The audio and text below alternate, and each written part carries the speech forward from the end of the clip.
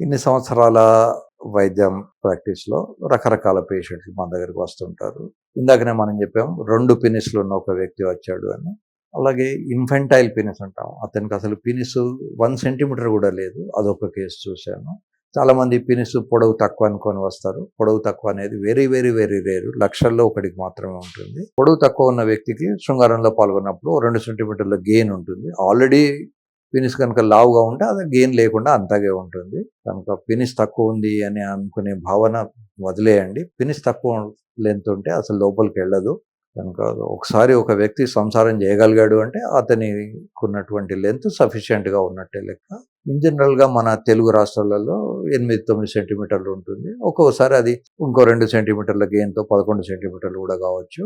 మనిషి హైట్ను బట్టి కూడా లెంత్ ఉంటుంది. ఇప్పుడు అమితాబ్ బచ్చన్ అంత హైట్ ఉంటే సామాన్యంగా అది కూడా కొంచెం పొడవు ఎక్కువ ఉంటుంది. వెరీ రేర్గా నా దగ్గరికి వచ్చే వాళ్ళల్లో అంత హైట్ ఉండి కూడా తక్కువ ఉన్నవాళ్ళు తక్కువ మంది ఉంటారు. బట్ అవసరం ఈస్ ఓన్లీ 3 సెంటీమీటర్స్. అమ్మాయిలకు జెనిటేలియా కడుపులో అమ్మాయి తయారైనప్పుడు 2 పోర్షన్స్ తామేట. ఒకటి సొమాటిక్ ఇన్నర్వేషన్, ఇంకోటి ఆటోనామిక్ ఇన్నర్వేషన్. పైనుంచి ఒక పోర్షన్, కింది నుంచి ఒక పోర్షన్, 2 వచ్చి అతుక్కుంటాయి.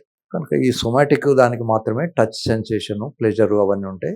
కనుక 3 సెంటీమీటర్లు దాటిపోతే పెద్దగా సెన్సేషన్ అవసరం ఉండదు, రాదు కూడా. ఒక్కోసారి అమ్మాయిలు బ్లీడింగ్ ఎక్కువైతున్నదని గుడ్డ లోపలికి పెట్టుకుంటారు. ఇంత పెద్ద గుడ్డ ఉన్నా కూడా వాళ్ళకి అక్కడ టచ్ ఉన్న ఫీలింగ్ కూడా ఉండదు. వాసన వస్తుంది. మేము లేడీ డాక్టర్లు టార్చ్ లైట్ వేసి అది తీసేస్తారు. కనుక 3 సెంటీమీటర్ల కన్నా తక్కువ ఉన్న వాళ్ళు అది కూడా ఎరెక్టైల్ పెనిస్లో 3 సెంటీమీటర్ల కన్నా తక్కువ ఉంటే వాళ్ళు డాక్టర్ని సంప్రదించి లెంథనింగ్ చేసుకోవచ్చు. లెంథనింగ్ సర్జరీస్ రకరకాలు ఉంటాయి. More than the length it is always the strength. 500 grams మోసే ఎంత శక్తి ఉన్నప్పుడు మాత్రమే అది లోపలికి ఎంటర్ అవుతుంది. దీన్ని యాక్సియల్ రిజిడిటీ అంటారు. ఈ ఇంప్లాంట్స్ అన్నీ కూడా 500 grams మోసే ఎంత ఉంటాయి. ఇది రిజికాన్ ఇంప్లాంట్, ఇది ప్రోమిడాన్ జర్మన్ ఇంప్లాంట్, షాస్ ఇండియన్ ఇంప్లాంట్. కనుక అన్ని ఇంప్లాంట్స్ కూడా 500 grams బరువు మోసేంత శక్తివే తయారైతే మార్కెట్లోకి వచ్చాయంటే దాని అర్థం ఆ మాత్రం హార్డ్గా ఉన్నాయే వస్తాయి మార్కెట్. స్పర్మ్ ఇజాక్యులేషన్ అయిన తర్వాత మన ఇష్టం ఉన్నా లేకున్నా అది ఆటోమేటిక్గానే బయటికి వస్తుంది. కానీ టచ్ కొంచెం సేపు కంటిన్యూ చేయాలి. దాన్ని ఆఫ్టర్ ప్లే అంటారు. కనుక ఆఫ్టర్ ప్లే అనేది ఇంపార్టెంట్. మనకు చాలామందికి ఆఫ్టర్ ప్లే గురించి తెలియదు.